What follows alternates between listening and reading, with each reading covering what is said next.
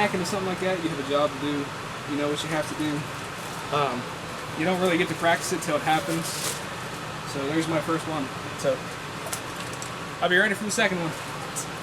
That's pretty much it.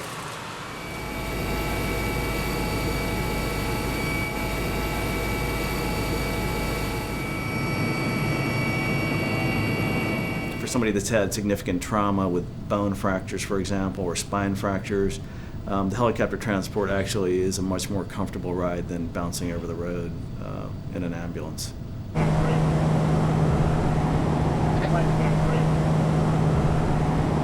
3, go ahead. Be advised that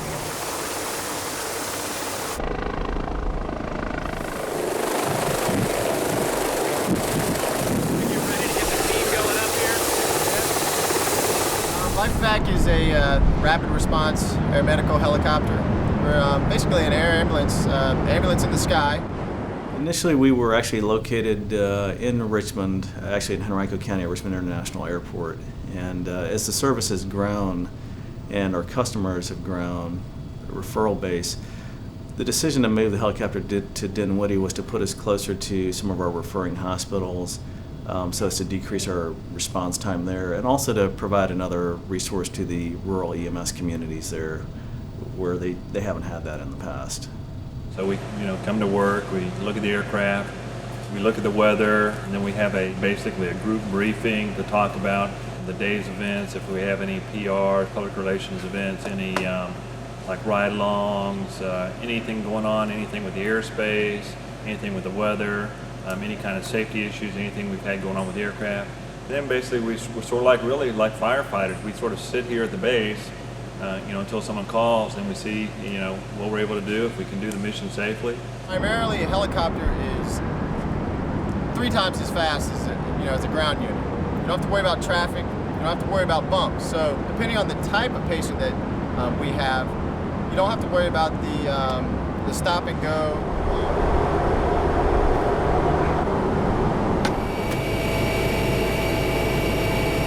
Generally, our first response area is about a 50-mile radius from where we're based down here in Dinwiddie, and to travel 50 miles, it takes us about 20 to 25 minutes.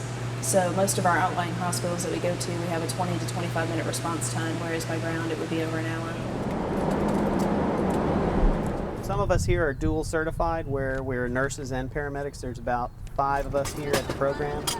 The helicopter's required to carry a nurse and a paramedic on board all the time.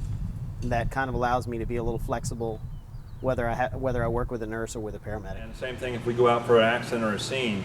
If VCU is not the closest trauma center, well, we still go to the closest trauma center, even though that's not VCU.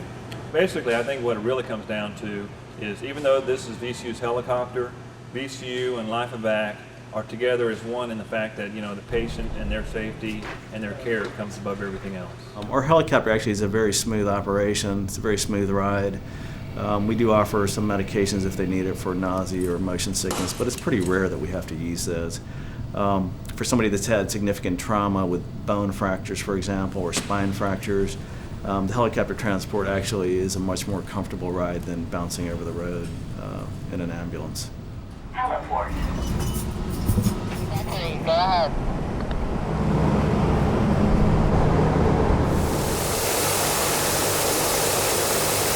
We're really in a privileged situation in emergency medicine specifically because we fall under a set of federal laws called EMTALA.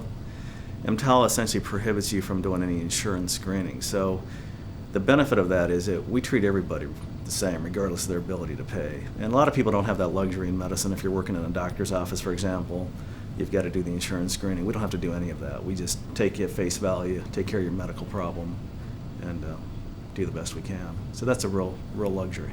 The treatment that we do in the helicopter is basically 99% of the same stuff that is done in the emergency department and the ICUs at VCU. So we have a full complement of medications.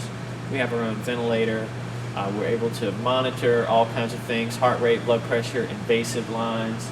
We have a fetal heart monitor, pacemaker. So there's the scope of what we can do is pretty wide. We have, as far as just the helicopter, we have moving weather radar in the helicopter. We have moving ground maps in the helicopter.